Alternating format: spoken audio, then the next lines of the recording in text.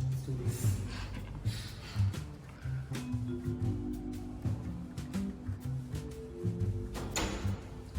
Hi, what's up?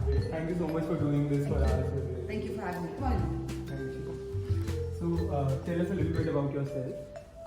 Okay, I am Dr.Ishita Singh. I did my UG from right here in Manipal, and I'm working as an intern at Kasturba hospital. Are you ready for your 27 questions? Okay, question number 1. How does a normal day of a clinical rotation at KMC hospital look like?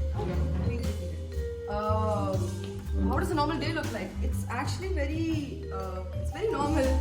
We wake up in the morning. If there's some time, we get time for breakfast or coffee, then we do it. Then usually the PG start texting you, finish this, do that, then you do ward work. After you're done with that 1 hour strip of ward work, then you have rounds where all the senior doctors come in. And then they do rounds, you follow them around in rounds, you hand them pieces of paper to write on, you make sure all the files are in place. After the rounds, there's more ward work, and then it depends on your posting. If you have some OT thing, then you attend your OTs, and then uske baad, it's just normal ward work again. After that, you take care of the patient, you update investigations also in the morning, that's something I forgot. And that's about it.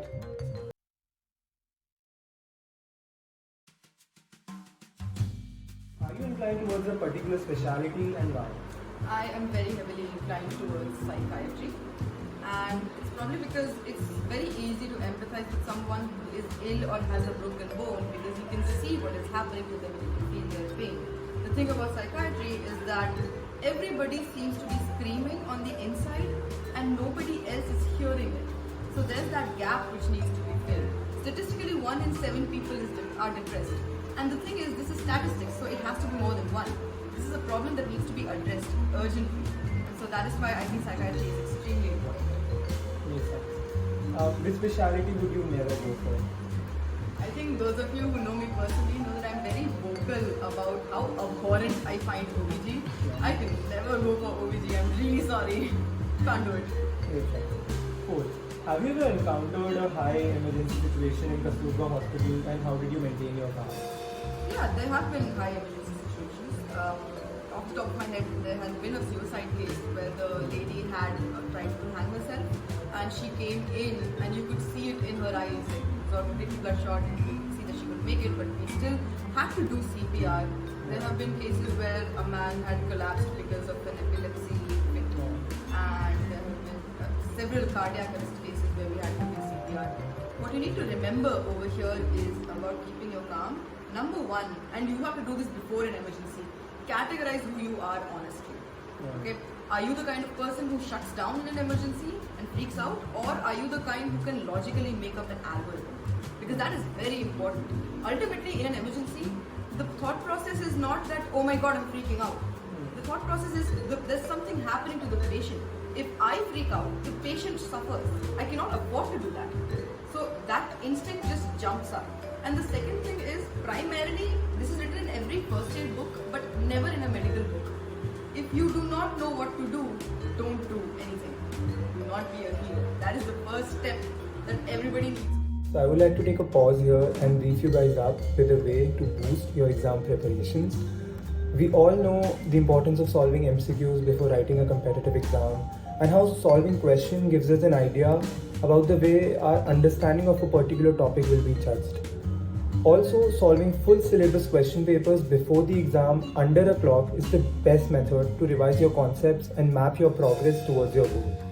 For all those who are preparing for NEET PG exam this year or planning to give it in future, Unacademy has designed a very fruitful full syllabus mock test called All Indian Mock Test, which matches with the level of NEET PG exam, covers up clinical and conceptual questions, and offers a live rank prediction facility to give you a complete idea of your preparation. It is happening on 17th April 9 am. The link to enrollment is under the description below, and guess what? It is free of cost. Unacademy also offers various free content and scholarships on their app. You just need to sign up, choose the exam you're preparing for, and you're good to go. It's that easy. I'm attaching the link to their NEET PG preparation page. You can use the code NERDANATOMY to get 10% off on any subscription you buy. This is a lifetime code. Feel free to use it and boost your NEET preparation. Fun question. How similar is real medical life as compared to the one shown in Grey's Anatomy? Oh my god, no. Grey's Anatomy is such a cleaned up version. I have never seen anyone type a discharge summary in Grey's Anatomy. Nobody ever does paperwork, which is the most important part of hospital life. And the thing is, how is Dr. Meredith Grey doing everything? She's shifting the patient, she's doing the surgery, she's also taking the biopsy and reading the HPE wala thing. No, itna nahi hota. Where are the sisters? Yeah. The hospital runs on sisters. So I think Grey's Anatomy shows you a very glamorized and very polished version. A version that you get when you're around 60 and you can afford to just chill and order people around. That's life is not like that. It's much messier and it's complete teamwork. Yeah. Okay. Okay, sixth question. Myth breaker question. Mental health and med schools don't go hand in hand. Mental health and med schools don't go. No, false. Absolutely false. I think the more you diagnose mental health, the more you will be aware of how to handle it. I think I have personally seen so many of med school people suffering from mental health issues. And I think it's wonderful because you are in med school. You can be diagnosed very easily. So they can go hand in hand if you're ready to accept the problem. It's all about stigma. Because mental health is a problem in almost every department out there. True. Second myth. That doctors can't have hobbies. Again, false. I have a lot of hobbies. I write, I listen to music. But the thing is, here's what the problem, where the problem starts. So, a hobby originally came out as a way of us trying to be happy in our free time, right? Yeah. So, ultimately, as this happened when we were children, ultimately as we grow up, that time is given not to happiness but to the coping mechanisms Yeah. for another misery, right? So that time is just switched. So it's false to say I don't have time for a hobby. You can just say I am so busy distracting myself from my misery that I do not have the energy to put into something that makes me happy. And then finally, of course, internship and PG life doesn't give you that much time either, because my favorite hobby now is sleeping. Okay? But ultimately, when after you become a PG, then your responsibilities come up, and after that, your hobbies change into your responsibilities. But ultimately, if you have time, you can have a hobby. I know a lot of people who are extremely talented and still find time despite their hectic schedules. Just even if it's 5 minutes, it's worth it. Okay. One quality every aspiring doctor should have to survive. I would say openness. Okay. I think everybody is so happy about being a doctor that they get a little overconfident and they're like, I know everything. No, the point of medicine is to see what you can see and accept what you can't. You have to be open that you might be wrong, and you have to be accepting about the fact that things do not go your way. As long as you are in medicine, you keep learning. Knowledge is the thing that you go for. It's your carrot and horse approach. The minute you think, I know everything, this is it, that's the end of your career. If you're not moving up, you're moving down. Being static is the most horrible thing. Just be open and accept that there are a lot of things out there. Every day is a learning lesson. Moving on to the eighth question, a long one. In the present scenario, do people trust that doctors can have tattoos and piercing and still be good at their jobs? Or they just, want to stick to the notion of doctor being an old man, sitting in an office with a big bookshelf behind? It's a generational thing. I am of the firm belief that people from our generation are not judging doctors based on tattoos and piercing. Because those are very individualistic forms of expression. It's really not anybody else's problem if a doctor has like a dolphin tattoo on her wrist or something. Yeah. But the thing is, we have to accept that ultimately we have to win the patient's trust. Okay? So I don't mind covering up my tattoo for 10 minutes if that makes the patient trust me. If that makes the patient believe that I know what I'm doing. So yes, I think this will go away in the future. But for now, there is still, unfortunately, some amount of stigma related to it. I think that's what all of the people of our generation are trying to rebel against. True. Yeah. Okay. Do you think we are at a point where a guy can choose gynecology or a girl can choose orthopedics as a career if they like it, without thinking that will they practice work or not? Yeah, they can. I know women who've taken orthopedics and I know men who have taken OBG. All of them are fairly happy with their jobs, but everything comes with a catch, right? You cannot get everything that you love for free.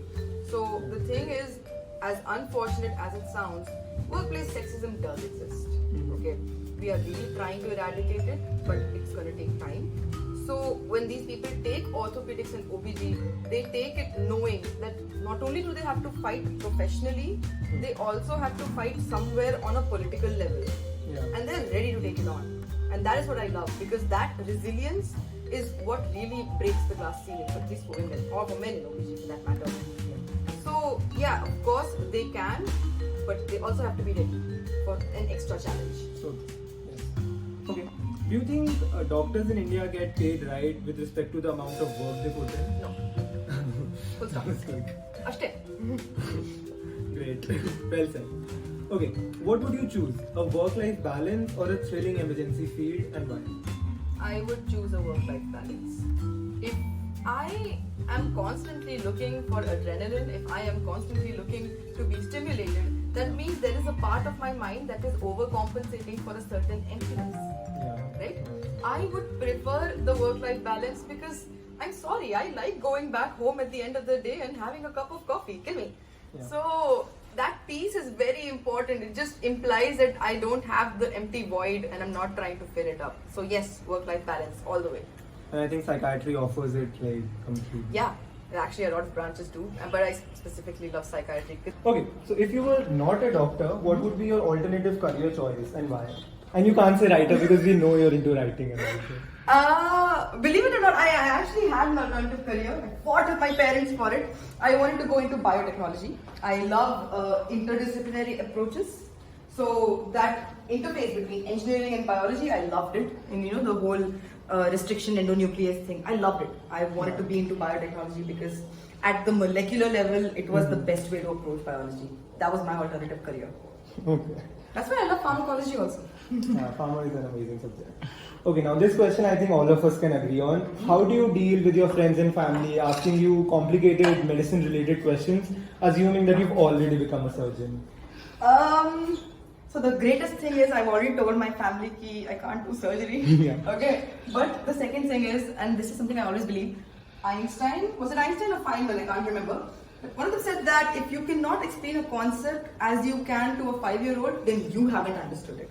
Alright? So when someone asks me something complicated, especially from a non-medical field, I find it an honor and a challenge.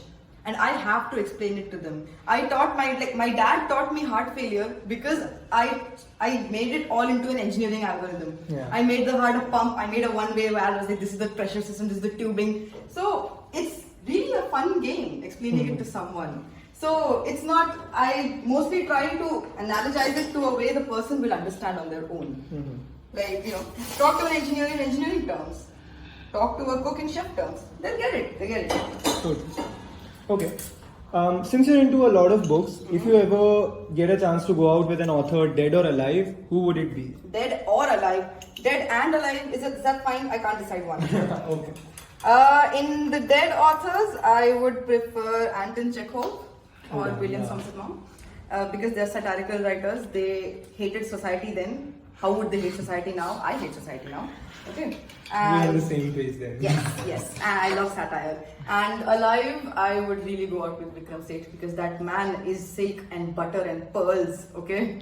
And it's just really, really adorable. Also, I forgot to answer a very important question. The one thing you need to become a doctor. Black coffee. Yeah. So, what is the best way to relax after a long day?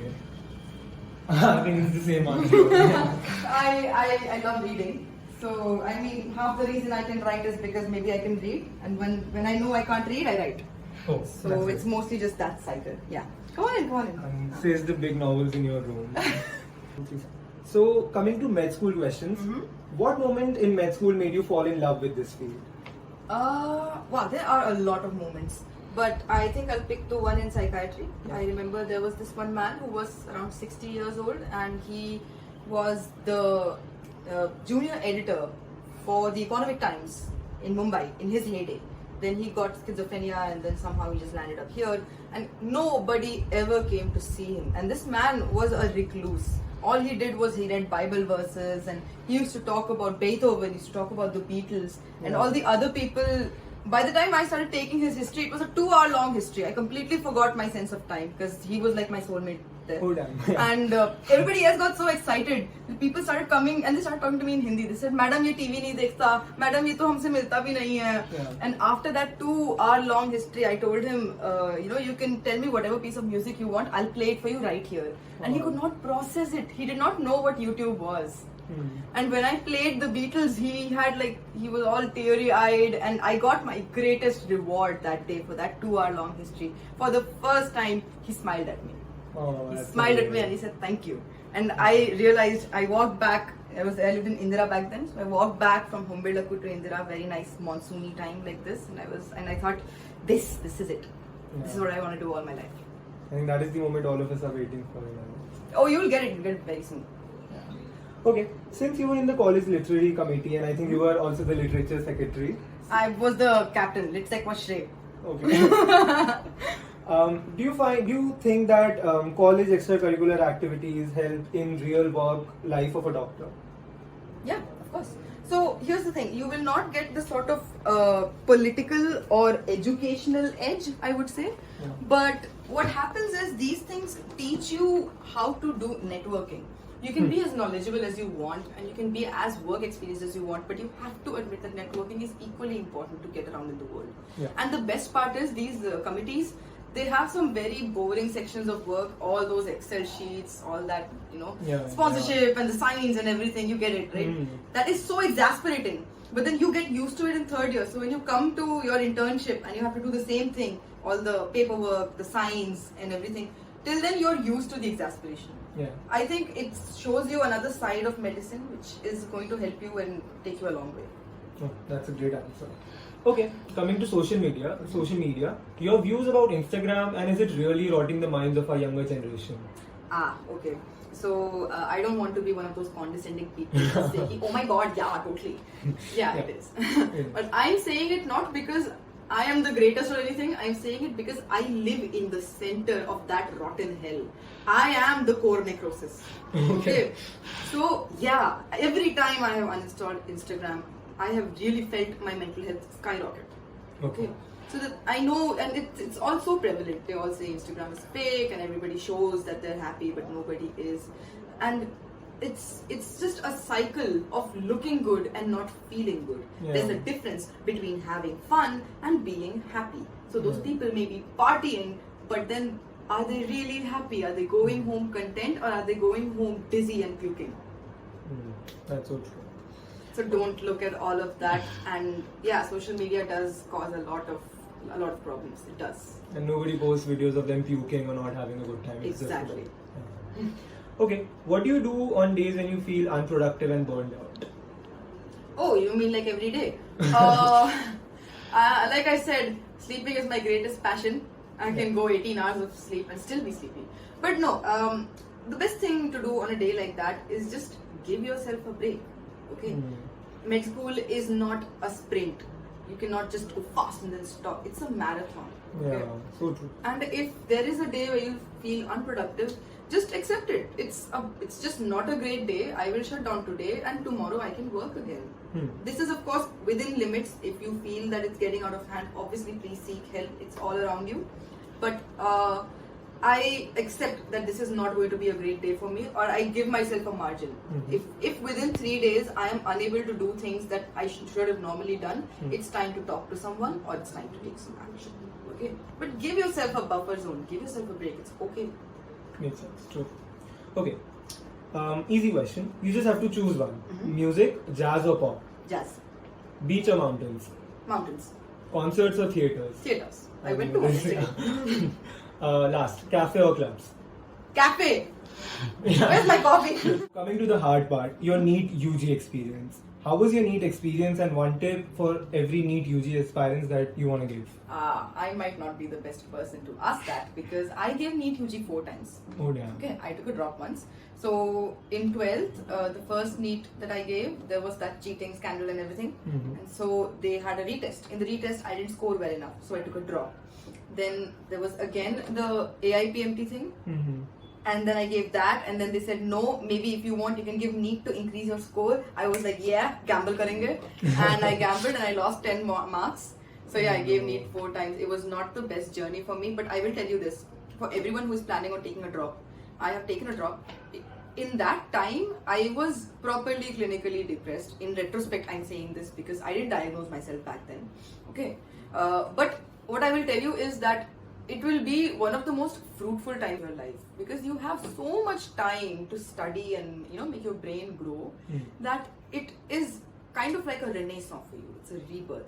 You get to explore yourself again, and that is beautiful because we are interacting with so many people on a daily basis. Half of us are in a facade, right? It's like emotional makeup. So when you take a drop, it is a very liberating experience. It's just you at home and you get to realize who you really are. So I think a drop is very essential if you can handle it.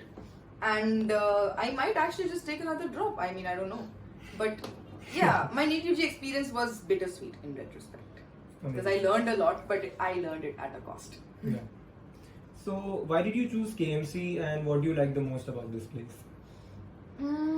Why did I choose KMC? I came for counseling. It was a good vibe, and it just happened as a very quick thing. Once you get a seat, you don't really think. I mean, I'm gonna admit I was not the greatest topper in NEET, right? I didn't have a lot of options.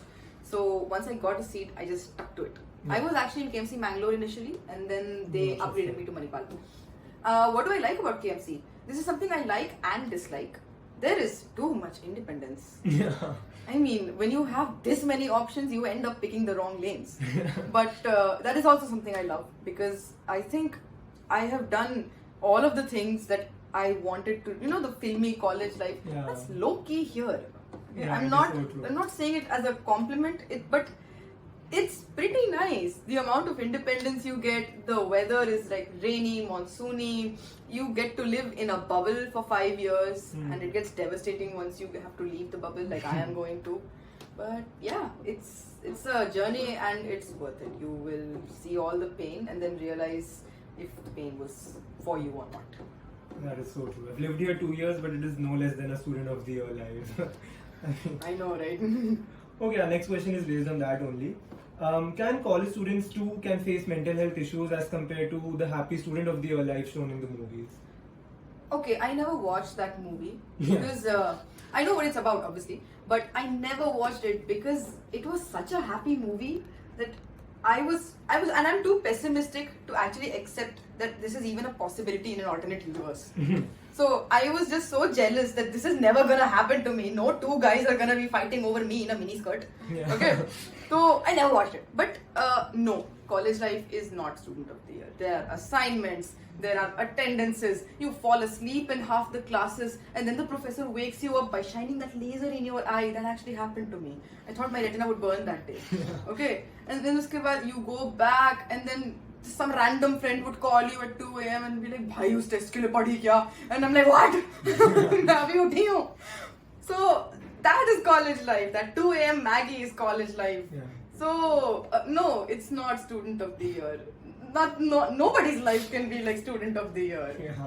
It's a fantasy movie and it should stay in the genre of Star Trek and all these things. So true. Okay, so moving to our last two questions, serious ones actually. If you could bring one change in the current medical scenarios, what would it be? This one's difficult. One change in the current medical scenario, I really abhor the waiting time for patients. I remember once this happened in one of our OPDs that patients have been waiting since morning, and sir didn't come for rounds. We thought sir will come later, and then he'll go to the OPD. That didn't happen, okay?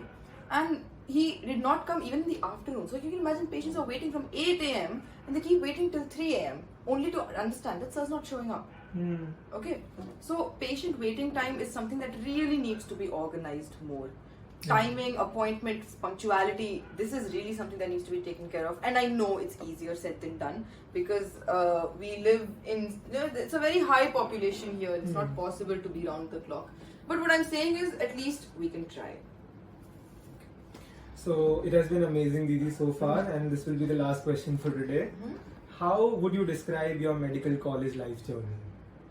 Of course, like any journey, it's been ups and downs, but it's mostly been good. I am not going to bitter coat my pain and be like, oh, बहुत problem हुई थी मुझको. Yeah, that amount of problem everybody has. Okay, you have to study. Okay, there's no student of the year में तो कोई पढ़ाई नहीं करता था, but you have to study, and you have to study every day. And I liked studying, so it was not a problem. I got out of my shell. My friends made me open up. I really saw a part of the world that I never thought I would see. I basically did a mini travel because it was so cosmopolitan यहाँ पे. Yeah. And my college experience is something that I would be happy to tell my grandchildren. Yeah. That, oh, I was late. You used to go to TT. You have none of that. So yeah, it was very painful. But now when I look back at it, I love it. I would go through the same thing all over again because it got me here. So That is why a not? beautiful answer. Thank you so much for doing this with us, Didi. It's been a great pleasure. Thank you so much for having me. That's it, everyone.